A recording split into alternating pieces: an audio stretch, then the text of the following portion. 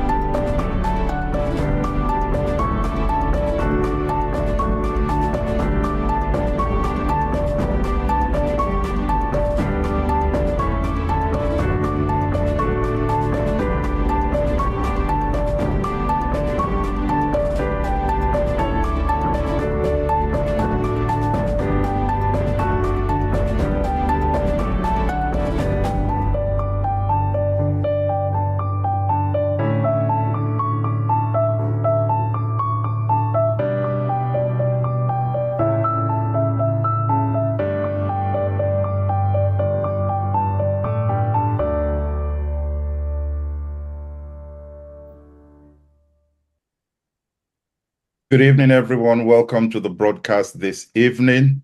Good evening, sir. Good evening, Mr. Moderator. Sir, last week we ended, I think, on South Africa. And I was thinking maybe we start from Africa this week. We'll get back to South Africa, but to start from Niger, first of all. And that's the news that the United States has now agreed and potentially already have a delegate on ground to conclude the withdrawal of American troops from Niger. Um, Number one, is this a big win for Russia here? And two, what does it mean for the United States to lose Niger as part of a location where they had their forces? Well, deconstructing what's going on in Niger is a bit difficult for a scholar. The United States troops have stayed on after the French ones had withdrawn. And one thought that, oh, well, the Americans have sorted out why they were in Niger and the parameters for their staying on. And that seems to be what was happening until the news came that they were now going to withdraw, that they couldn't, obviously, they couldn't reach agreement with the Americans, the terms for their engagement. Now, first of all, let me make one point clear. There are still foreign troops in Niger. The EU troops are still there. Italian troops are still there. So it's not as if all European troops have pulled out.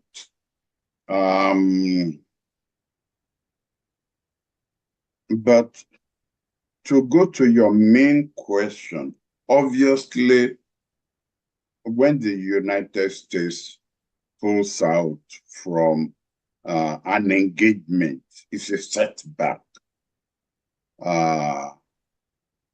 It's a setback. But the United States might have come to a conclusion that they don't want their troops on the ground because the satellite performs the same function of surveillance without running the risk of troops on the ground running into an engagement which may be in an election year may not be what the administration wants. I've had it from sources that actually from the beginning, the regime, the military regime, had found the tone of the American delegates a bit patronizing. Recall that even when the new regime refused to accept the delegation of ECOWAS at the beginning, they still allowed the American delegates to come in. I understand that actually the meeting didn't go too well, that they found her patronizing, and that actually the relationship has been going down, since then. That's one issue. The second issue could be from the point of view of security. Would the Americans want to exist with the Russians from the point of view of intelligence gathering? Would they want to be there with the Russians, especially when the Russians are not even the official Russian troops? They may not want to be there.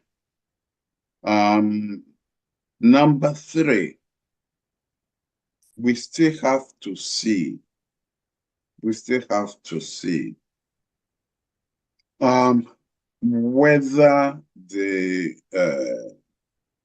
Wagner group can take on the jihadists and the ISIS and the ISWA in the Sahel.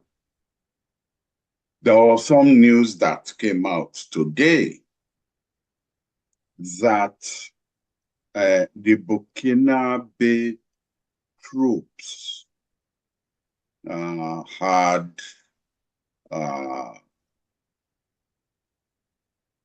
been violating the human rights of Burkinabe ladies, Burkinabe children, and so on in their encounter. Now, I was expecting this, that there will be and this was coming from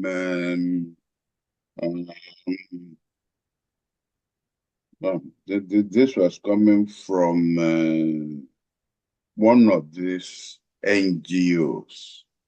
And I was expecting this, that once the French have left and there will be an attempt, to dehumanize the activities of the troops or the Burkinabe, the Nigerian, and the Malians, because that is what happens. That, they are breaking human rights. This was Human Rights Watch that came out with this news item today. I have experienced this. Maybe I have said it on this platform, that when I was serving on a commission, very early in the morning, the news came out that Nigerian troops had performed, that they had exterminated, they had exterminated the human beings of the opponent, and that there had been mass graves. Now, of course, immediately we became suspicious that, first of all, this came from Air France Press. Were you there? Because usually, the activities of these groups were shrouded, in secrecy. And here you were already announcing that there were mass extermination. Fortunately, we were due to go to Maiduguri that very day. So we flew in, and we then asked, please, can you take us to these mass graves that that the Nigerian troops you've accused them of? It then became, we were told by the other side. And the other side said that, well, actually, we were told by, all right, but take us there. It then became, we don't know where they are. We don't know where the mass grave is. And it then turned out that it was just sheer propaganda. So I'm not surprised that we will be having this kind of things being leveled against either Burkinabe or Niger or Malians. So, but basically the Americans may simply want to get out before they become entangled with the presence of the Russians. And we will see what the activities of the Russians will amount to. Given that one could look at the situation and almost say that, well, there was an overthrow of government, this new regime has come in, they've kicked out the Americans, they've negotiated new deals. Is the arrangement working for the Nigerians? When you are looking at this inward to what has happened to Niger since this transition to the rule that they're in now, and when you think about some of the agreements they've been able to strike with Russia, the agreements they've been able to strike with Mali, and coming together to create their own sort of mini ECOWAS in a sense in that region of the Sahel. Is it working for them? Well, we don't really know. We don't really know because there is no concretization of agreements that they have reached amongst themselves. I mean, if you ask me, have the jihadists been beaten back? The answer will have to be no. They haven't been beaten back. Have the ISWA been beaten back? Has the ISIS been beaten back? The answer will have to be no. They haven't been beaten back. The alternative to ECOWAS, has it in terms of achievement on the ground? Because don't let us forget what they accused ECOWAS of. They accused ECOWAS of three things.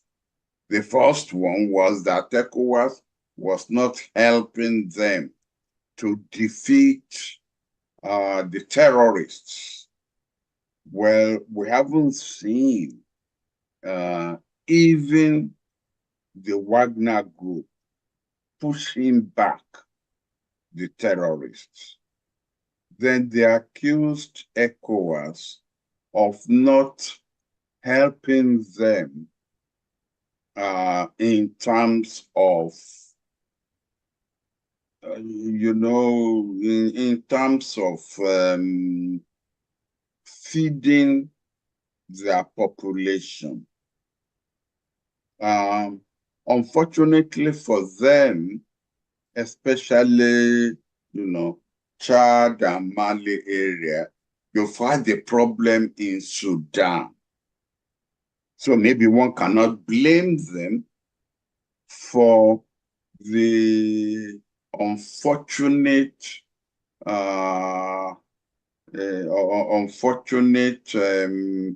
problems which they face in terms of dealing with the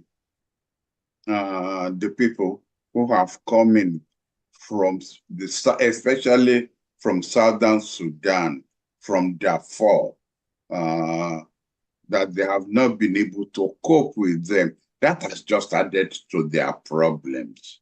So in a way, it is still, I mean, I'm not running down the presence of the Wagner group, but I think it is these are things in progress. These are things in progress, and we need perhaps to be patient to see how the progress will manifest itself in terms of facing the issues that are on the ground. And I mean, let us be careful. We have not been able to face in Nigeria, we have not been able to face the issues of the, the activities of ISWA or ISIS. We haven't been able to tackle them. I mean, they abduct our school children practically every day, even though where the officials of government are announcing that progress is being made.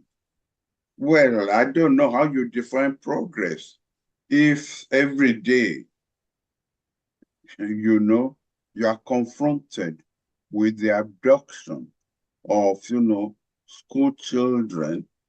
So maybe we shouldn't, we also should hold our breath when we are deconstructing, the activities of Wagner in Niger. Yeah, you touch on the security situation in Nigeria, but something struck me, sir, briefly. I'll go to Israel and then we'll come back to Nigeria. And that's this point.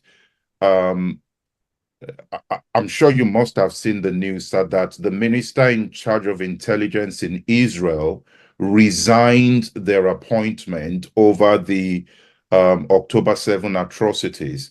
My question to you, sir, is when we evaluate situations like this, when something really bad happens in government and maybe even in businesses, at what point do you expect that the individual in charge of that area resign over the atrocities, when sometimes those atrocities may be beyond their control? We know that the minister in Israel has resigned.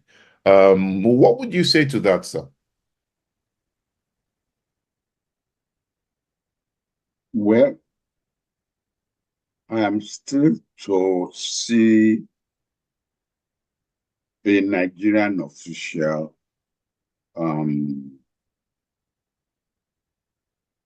resign as a result of non-performance of his function. He could be fired. Probably somebody like Murtala Mohammed will fire, an official, whether military or civilian. Maybe Obasanjo would.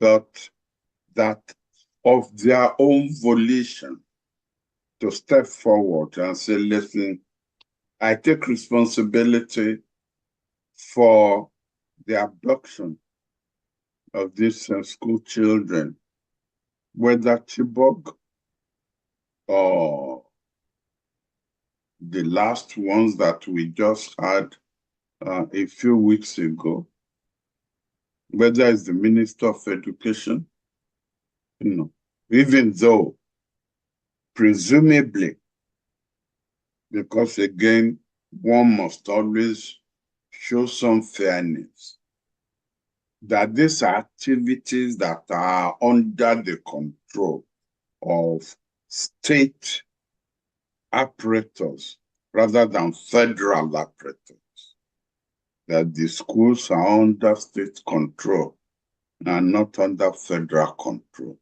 Maybe one will have to draw attention to that. But generally, in terms of principle, I'm still to come across Nigerian official resigning by taking responsibility for what might have happened. I mean, the what is it?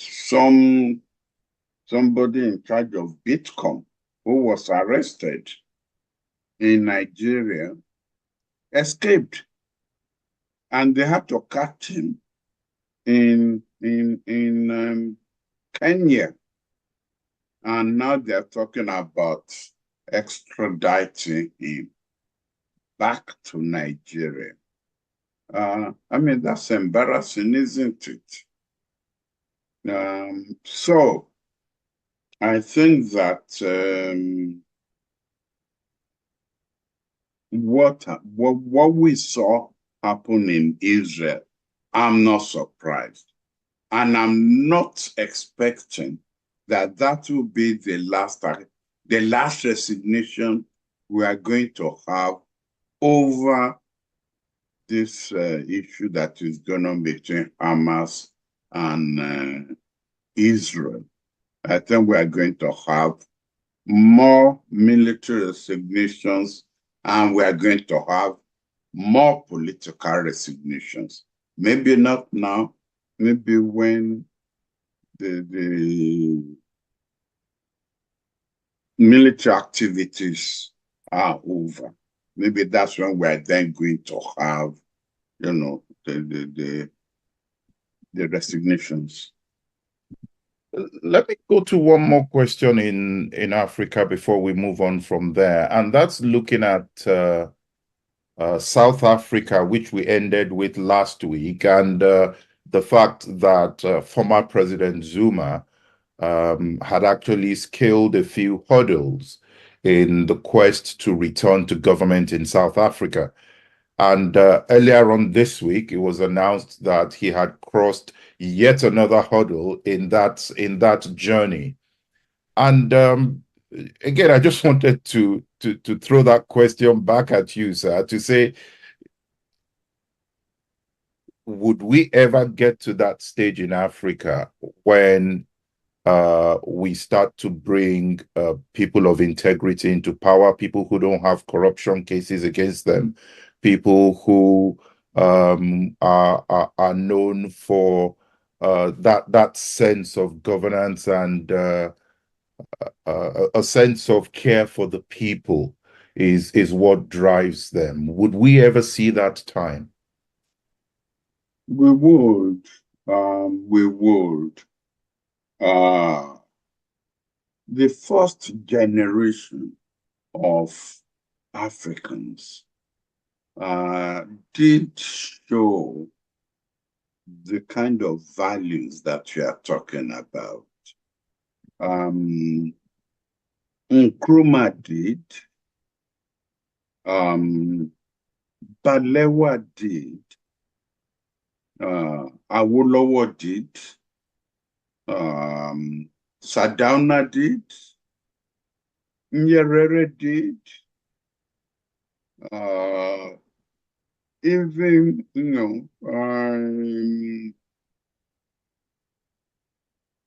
the first prime minister or the first president, the first Black president of South Africa did. Mandela. So Mandela, he did.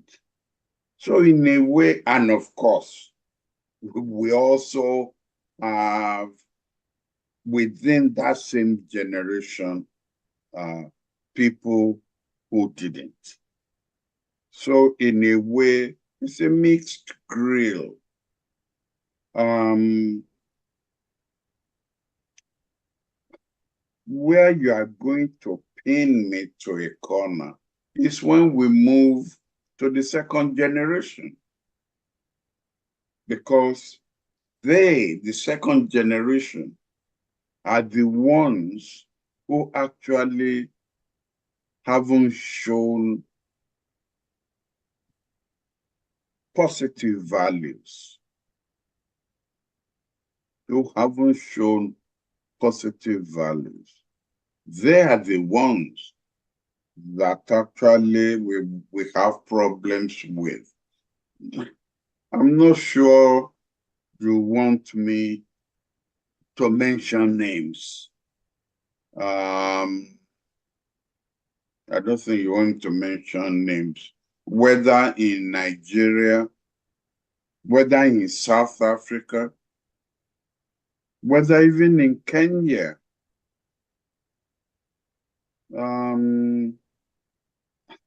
We came close, and then there will be a back off, like corruption pushing back. In the case of South Africa, there were judgments. We had a judiciary that came up with judgments that we could applaud. And then there were pushbacks. And the pushbacks are still in court. And yet, they're putting forward their names for election. I'm not sure that I'm not sure that I have any grounds on which to be positive that that Africa is heading in the right direction. Having said that, there was someone, I won't mention his name on this platform, who called me last week after our session. And he said, "Sir, it's like you, to defend Africa, you go to other continents where their habits are not worthy of, being embraced. That you go to the United States and you draw attention to judgments of their courts, which we find alarming, in order to justify our own in Africa." And I said, well, it is simply to let Africans know that we are not the only one who need to polish our acts, who corruption is pushing back. That there are other countries also who judgments of their courts have been excellent. I mean, the Privy Council, judgments of the Privy Council in the United Kingdom, and now judgments of the Supreme Court in the United Kingdom are worthy of emulation, just as some of the judgments of the United States are not worthy. And so, therefore, maybe we've had good courts in Africa. And then we've had, courts in Africa that we wish we didn't have, and that maybe in the future we wouldn't emulate these courts. And that is why, and in any case, that is my style of teaching. when I used to teach in the United States, I was teaching at a time when Americans thought that Africa was, a jungle. Africa was a primitive continent where strange things happen. That was when I was teaching there. And therefore, I developed this habit that when my students say, excuse me, sir, we understand that African boundaries are artificial. How can you build nations on artificial boundaries? And I will answer by saying, but between the boundary between the United States and Canada are artificial. The boundaries between America and Mexico are artificial in the sense that these boundaries came about through war. They are imposed. And you could see the expression on the faces of my students as if we never thought of this. Nobody ever told us this. And then just to make sure that they didn't think I was picking on the United States, I said, actually, all over the world, I can only think of maybe Australia, whose boundaries are perhaps, the only natural boundaries in the world, or Madagascar. But apart from that, all other boundaries are artificial. So maybe I learned this habit from there. And that's why on this platform, I'm always saying, well, let us again take a look at the other side, just so we don't get into a mood of despondency that we Africans, when are we going to develop out of, to put the way you raised your question? I don't want us to, I don't want us to have this feeling that, we have a problem on our hands. Yes, we have a problem on our hands, but we can get out of the problem. Question to you, sir. I listened to a well-respected, I'll use the term activist, probably not the right term to use for it, but someone who has very strong views about Africa and about the fact that Africa should develop within Africa, and Africa coming together can help to drive Africa forward rather than some of our individual countries trying to go it alone.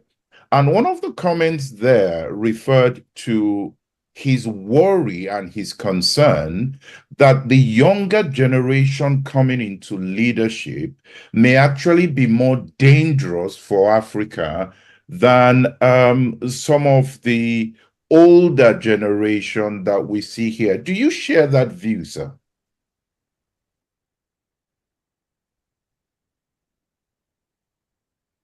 I don't think so. In fact, I am more optimistic about the younger generation of Africans, especially Africans in the diaspora, because you interact more. You are exposed more to activities of other and a younger generation that come from within within the environment where you live. And when that happens, you develop this attitude of it is possible. If other countries are doing it, it is possible.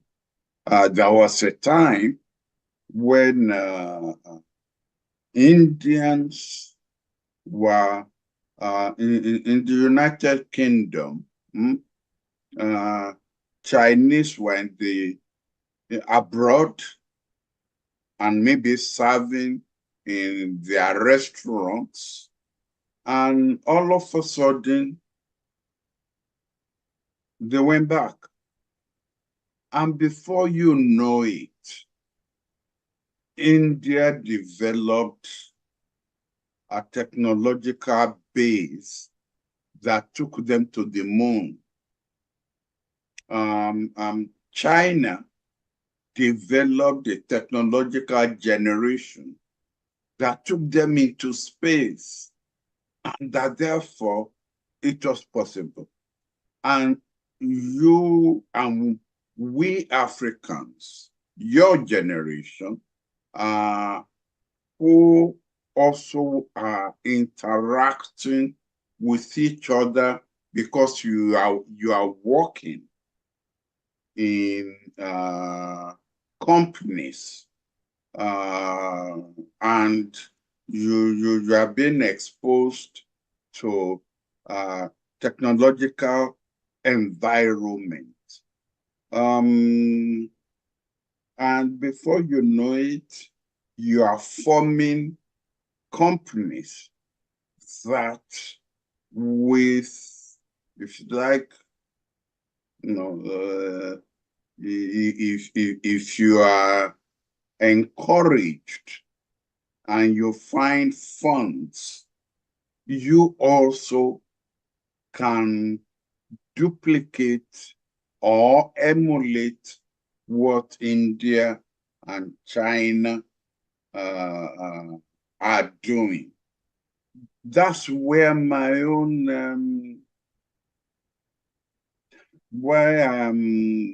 I feel that your generation, actually, I have a positivity in my attitude towards the younger African generation, especially those who are in the diaspora.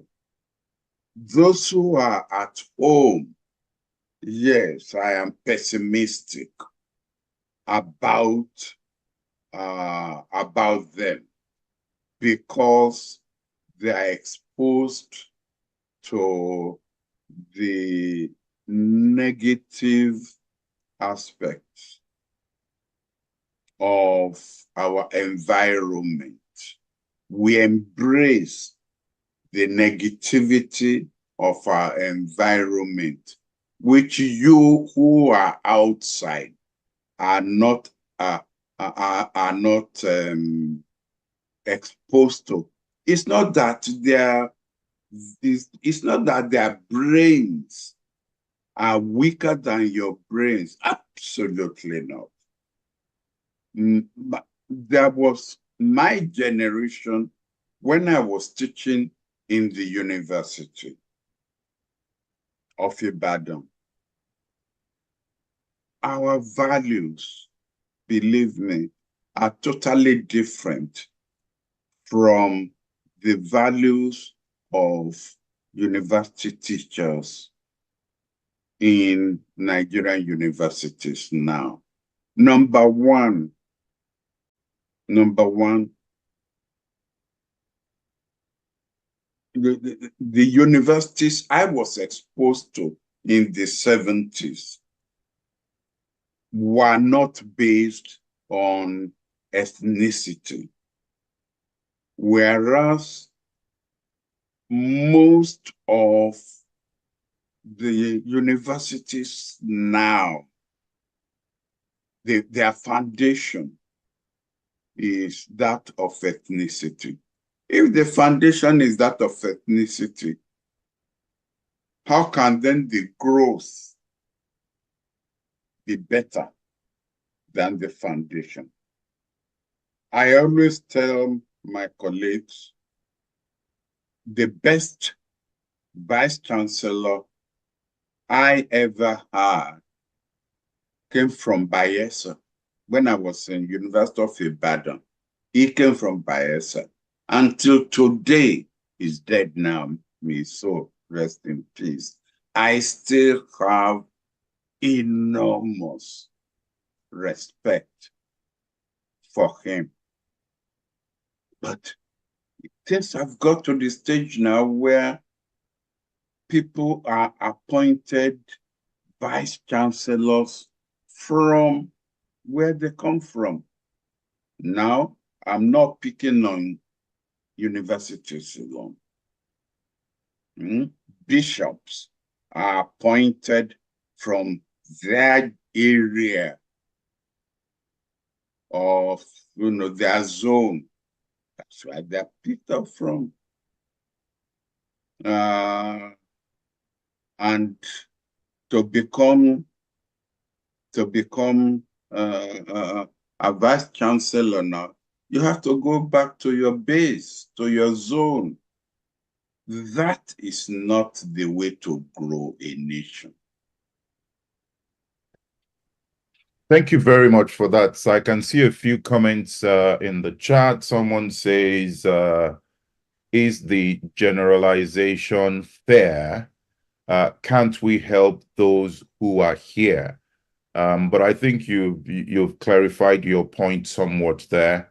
I can see some of the questions, someone responding to that and saying the generalization is fair.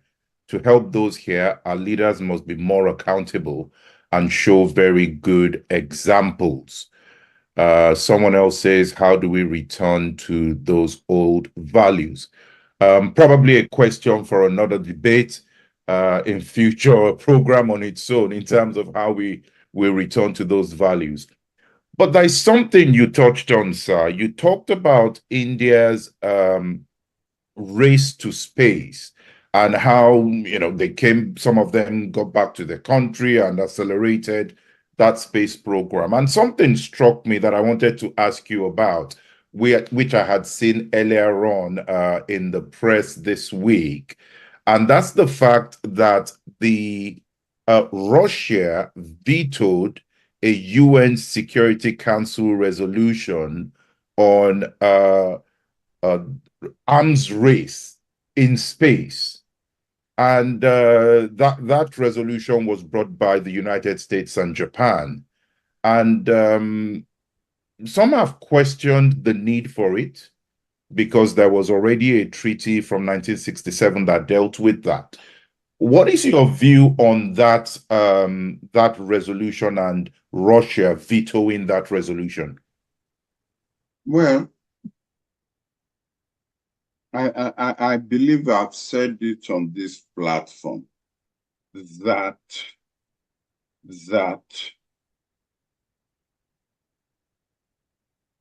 the Middle East crisis, the Middle East war, its impact on the Security Council of the United Nations is such that it will poison for quite a while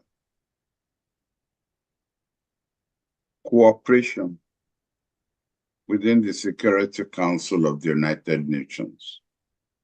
I believe that the relationship between, on one hand, Russia and China, and on the other hand, the Western countries, is so poisoned that even when you get a resolution which will be of interest to everybody, it will be vetoed depending on where it is coming from. Not that a rational decision will be taken that this is in all our favor. You mentioned the 67 treaty. So if you like, there is no reason to have another Security Council resolution. But I have a suspicion. That somebody is planting weapons in space. And that is why this resolution had come up. Wow. Let me go to the US and the Middle East, but adding Ukraine to that mix somewhat. This week, the United States approved another aid package to Israel and at the same time to Ukraine. I think it was $95 billion is what had been approved. Which is somewhat surprising, sir, because the UK government only approved 2.5% of national wealth to defense spending over the next so many years, which equated to about 23 billion is what the UK government wants to do. But if we look at what the US has now done and the fact that more long-range weapons are finding their way into Ukraine and hitting deeper into Russia. How worrying is that for you?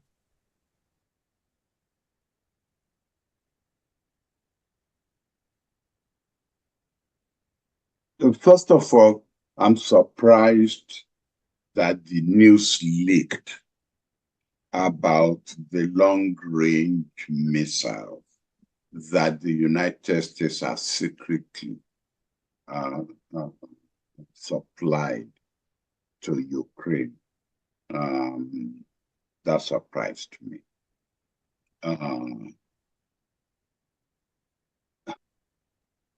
Number two, the fact that Europe felt it must have the support of the United States before it can make any substantive contribution to Ukraine.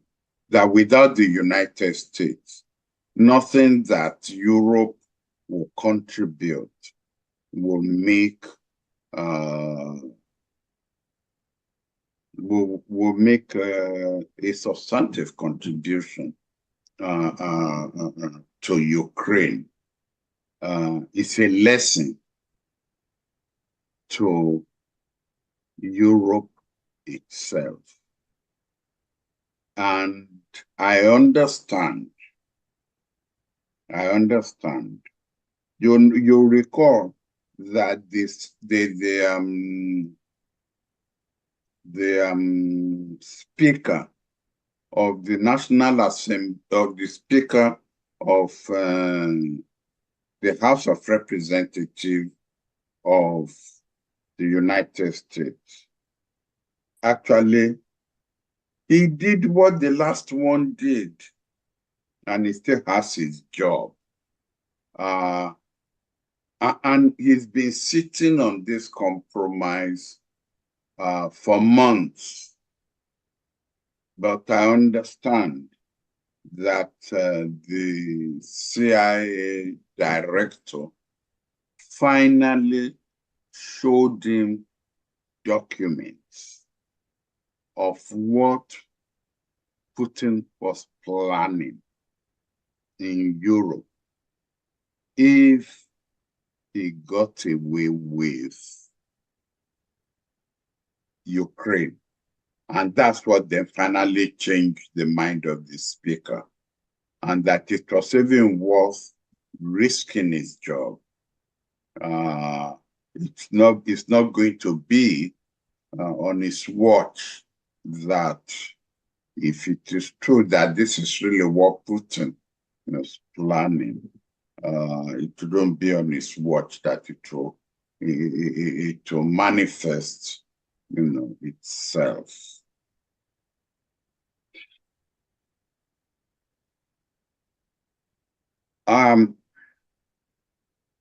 My interpretation, the way I look at it, is that Putin has to be given a message that the United States is going back to is going back to the old parameters, foreign policy parameters, that when it comes to confrontation with Russia, there will be no more politics. That the majority of Americans, at least definitely the Republican Party, had come to the conclusion that they are not going to make the same mistake that was made with Hitler.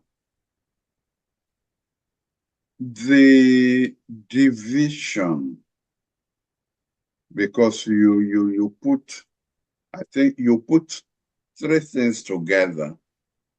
I would have put a fourth one there, but the three is enough to chew upon. The Middle East is dividing the United States in a way that I don't think politicians in the United States are bargaining for. Universities are being shut down. I hope you will recall that about 4 months ago, when presidents of universities were losing their jobs, I pointed out that this is a danger to the unity of the United States, because there was good. I expect that there will be a pushback. There were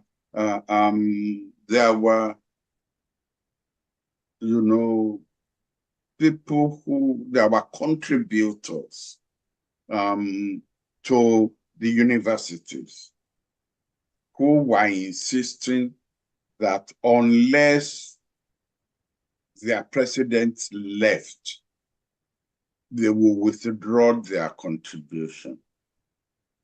And these were contributions from,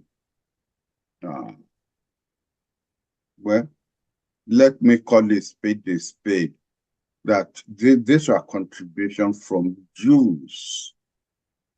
And I said, what happens when there are pushbacks from people who feel that that the system, the American system, was becoming too open to Jewish influence? And that's what we're having now. Universities are being shut down because of demonstrations of what they call pro-Palestinian supporters. I'm not sure whether these are, I mean, after all, look at the United Nations itself. Look at the Security Council. How many resolutions have the United states vetoed. And on the street now, people are saying, you are not talking for us, Biden. You are not our president, Biden. Your activities in the Middle East, we reject. And that has now swung over to the universities. And now it is the Jewish students and Jewish professors who are now complaining that they don't feel safe on American universities anymore. But they started it. The people who were making contributions to the universities started this. We must control the university, or else we will withdraw our funds, our money. So, in a way, it's like the United States is reaping what it has sown. And we then have this problem in the South Pacific. You know, the Jews have a saying called chutzpah. Chutzpah is when you slap me, and then you are the one who raises an alarm that peace is about to break down because somebody is about to start a fight. That's what is called chutzpah. Now, having just made funds available for Taiwan, you send your secretary general, your secretary of state to go on a visit to China. What kind of reception do you expect? What kind of reception do you expect? If it were the other way around, would you even allow the Chinese plane to land? You've just passed the resolution banning TikTok. Fortunately, I'm too old to know what TikTok is all about. So I don't know what the problem is all about. Apart from the fact that they said they can get, secrets of Americans by the Chinese. I assume the Chinese can get. What are you hiding from the Chinese, the young people? What are you hiding? I can understand if you are hiding military records. That one I can understand. But young people. So in a way, things are too messy, really, right now in the world.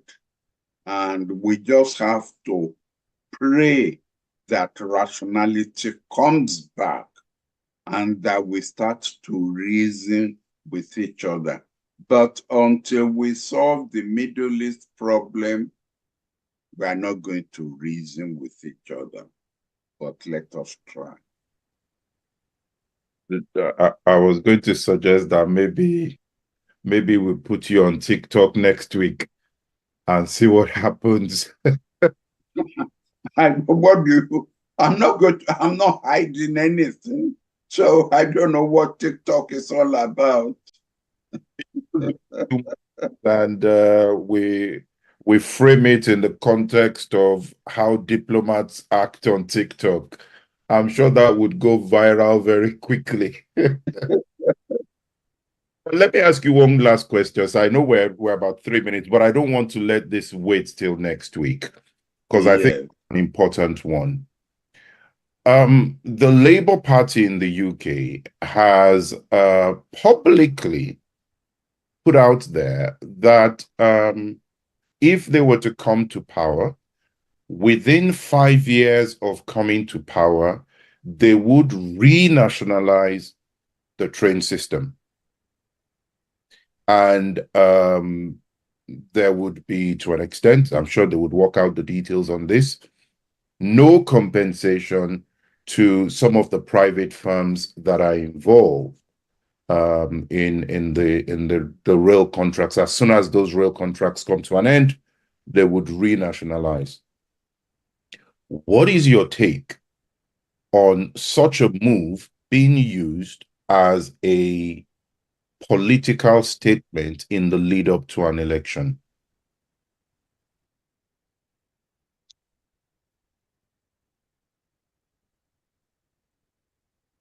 You know, right now, there is a debate going on in Nigeria about whether the government should take back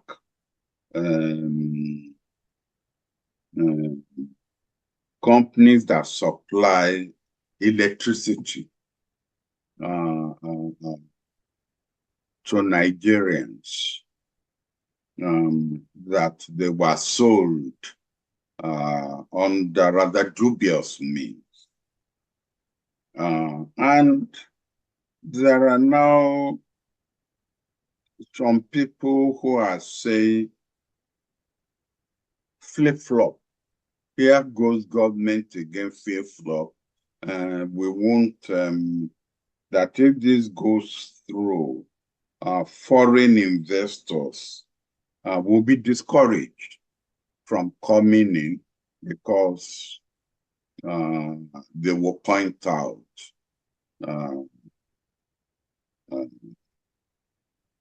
the renationalization or reacquisition of government or by government of supply of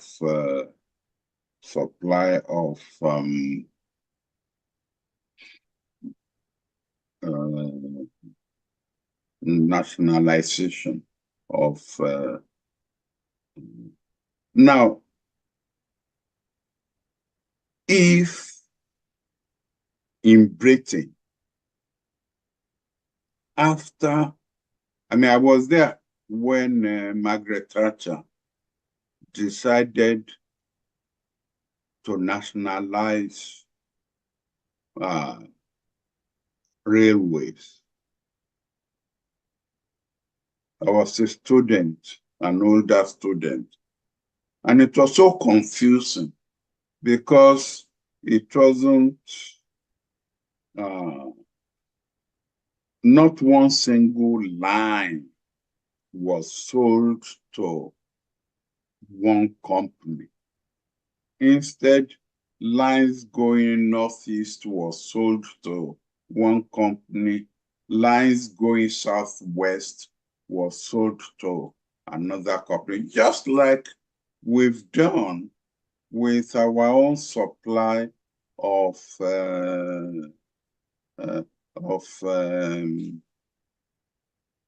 supply of our own something here. And all I was thinking of was, I hope Nigerians, especially social critics, will take a notice of this, that if a policy is not working,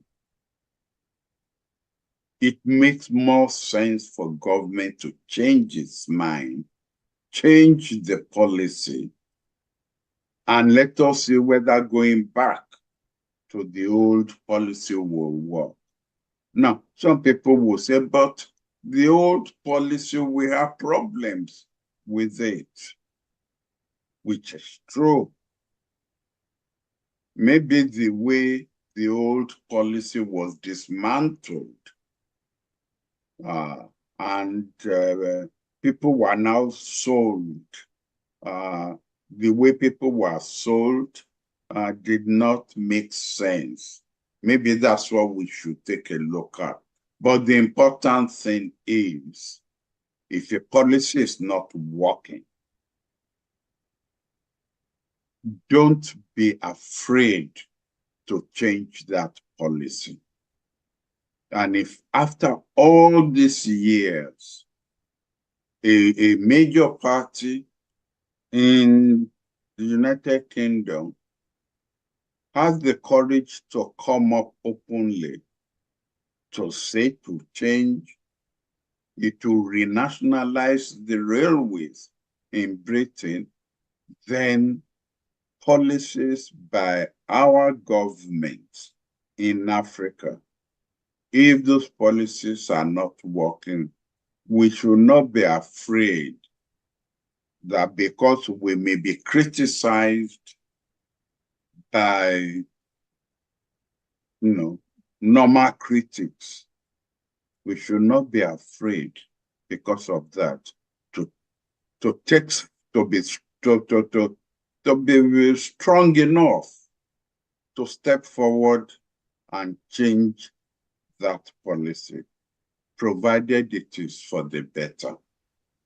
That's my reading on what Labour has just said it will do. Thank you very much for that view, sir. On that note, we'll end the broadcast tonight. We'll be back same time next week, and we'll discuss more breaking events around the world. Thank you very much, sir, for this evening. And thank you to our viewers. Thank you to everyone for joining us this evening. Good night. Good night. Thank you.